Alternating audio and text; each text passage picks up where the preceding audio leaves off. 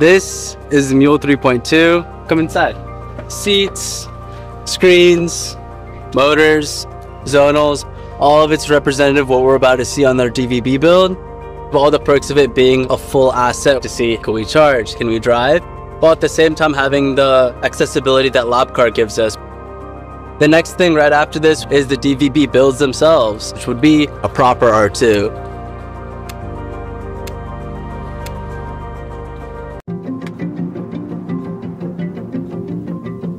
Welcome to Design Studio.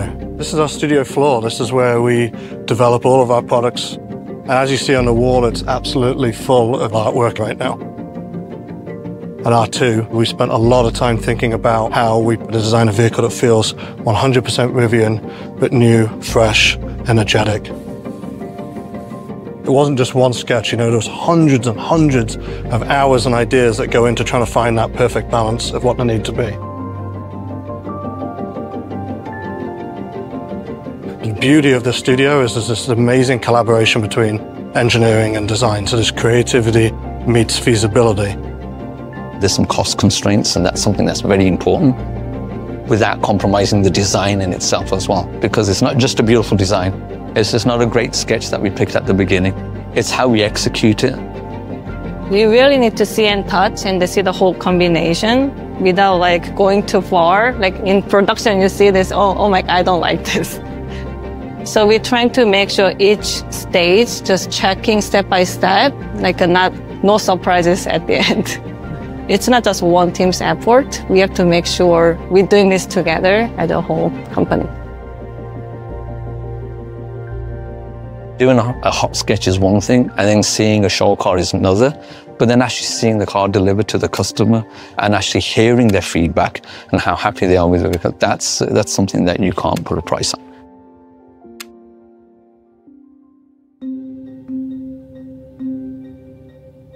Hi everybody, I'm in our Franklin Powertrain Test Lab.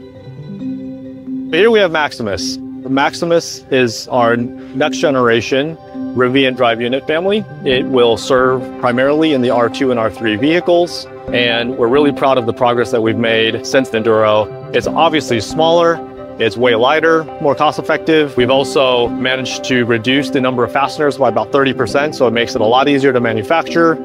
We've mounted the inverter off to the side to give us a little bit more clearance in the vehicle for the lower R2. And we've gone to a continuous winding e-machine that gives us higher performance and also reduces by an order of magnitude the number of welds, also simplifying manufacturing. All in, we've got a drive unit here that is about 40% more power dense than Enduro, significantly cheaper, a lot easier to build, and really allow us to scale.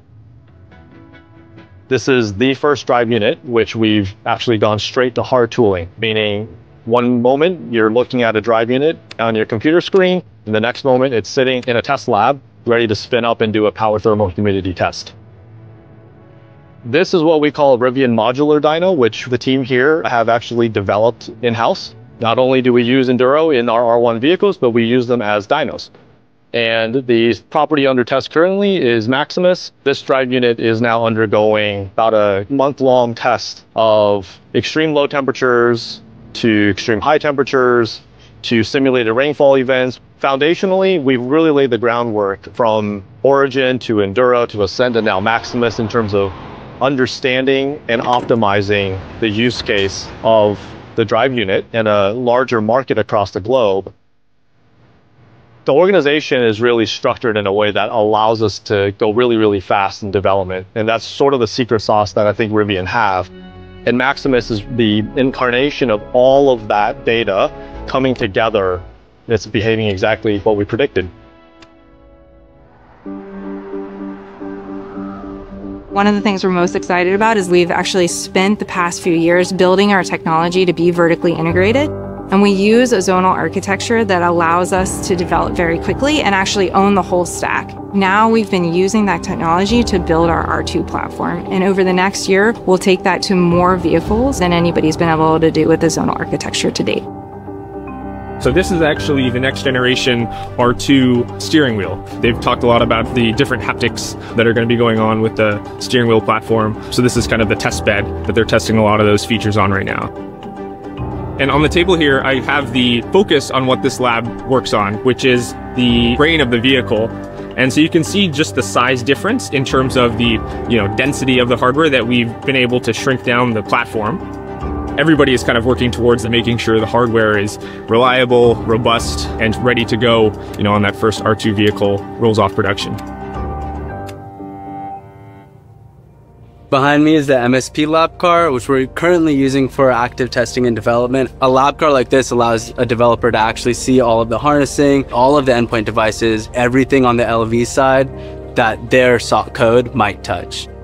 So the stage between a lab car stage for MSP and the DVB, we have something called a mule, which is the bridging point between the lab car and the DVB build itself. So this is the 1A garage. This is where we work on and upfit all of our engineering test vehicles. This is the Mule 3.2. Come inside. Seats, screens, motors, zonals, all of it's representative of what we're about to see on our DVB build. All the perks of it being a full asset to see, can we charge, can we drive? While at the same time having the accessibility that LabCar gives us. The next thing right after this is the DVB builds themselves, which would be a proper R2.